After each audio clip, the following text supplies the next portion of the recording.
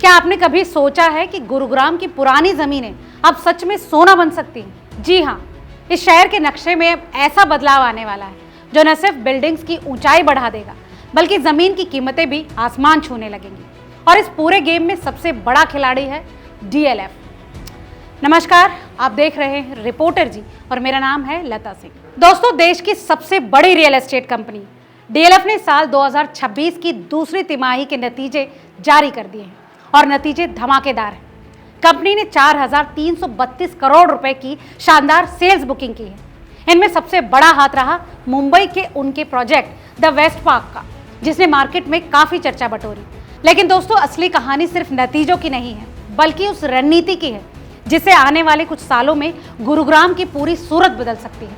दोस्तों, इस विषय में आगे बढ़ने से पहले सरल भाषा में समझते हैं कि आखिर टीओडी और टीडीआर पॉलिसी क्या है। दरअसल सरकार ने अब डेवलपर्स को यह अनुमति दे दी है कि वो पुरानी जमीन पर पहले से यानी ज्यादा निर्माण कर सकते हैं। मतलब अब वही जमीनें जिस पर पहले 10 मंजिलें बन सकती थी, अब 20 या फिर 25 मंजिलें खड़ी हो सकती हैं।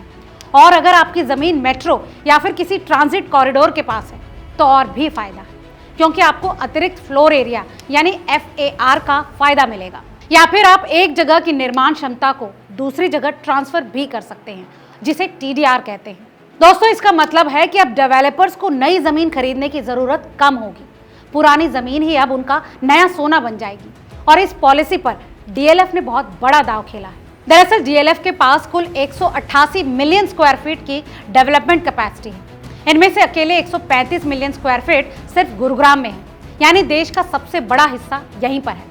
दोस्तों, कंपनी के मुताबिक इनके पास अभी भी 137 मिलियन स्क्वायर फीट का बैलेंस पोटेंशियल है, यानी आने वाले सालों में इतने बड़े प्रोजेक्ट्स अभी और बन सकते हैं।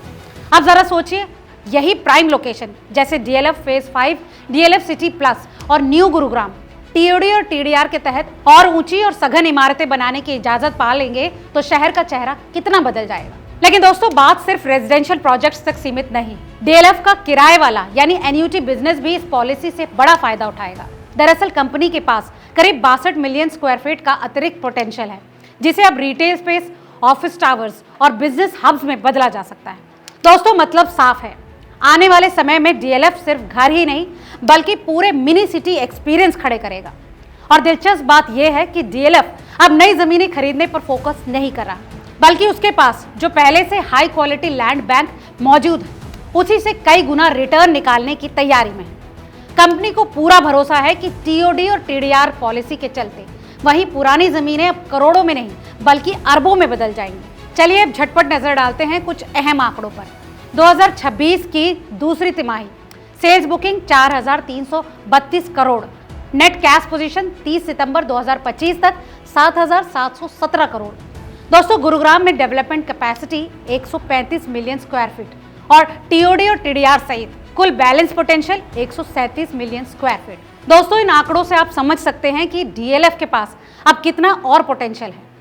तो अगली बार जब आप गुरुग्राम की किसी पुरानी लोकेशन से गुजरें और वहां मेट्रो लाइन के पास कोई नई गगनचुंबी इमारत बनती देखें तो समझ जाइए ये सिर्फ रियल एस्टेट नहीं बल्कि पॉलिसी और विजन का कमाल है। डीएलएफ जैसी बड़ी कंपनियां अब नई जमीन नहीं खरीद रही बल्कि पुरानी जमीन से नया शहर गढ़ रही है। कुल मिलाकर ये कहना गलत नहीं होगा कि गुरुग्राम की पुरानी मिट्टी में अब छुपा हुआ है कल का सोना, और आने वाले वक्त में यही सोना शहर की चमक और लोगों की जिंदगी दोनों को बदलने वाला है। दोस्तों, इस विषय में आपकी क्या राय है, हमें कमेंट करके जरूर बताएं। और हाँ, अगर अभी तक आपने चैनल को सब्सक्राइब नहीं किया है तो रियल एस्टेट से जुड़ी ऐसी तमाम और खबरों के लिए रिपोर्टर जी चैनल को तुरंत फॉलो और सब्सक्राइब कर लें।